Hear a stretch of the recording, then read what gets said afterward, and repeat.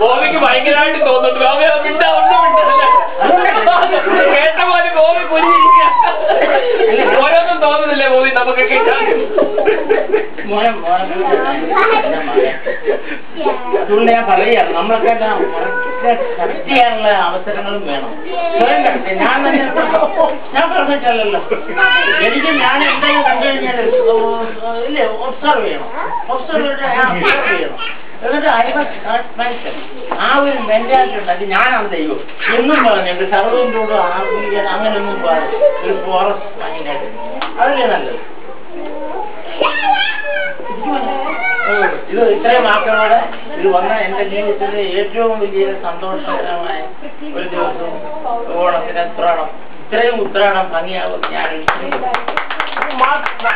Channel mark ചെയ്യാം. അടുത്ത ഉത്രാടത്തിന് അടുത്ത ജീവിതത്തായിരിക്കും കാണാത്ത നീ മോനെ അടിക്കും.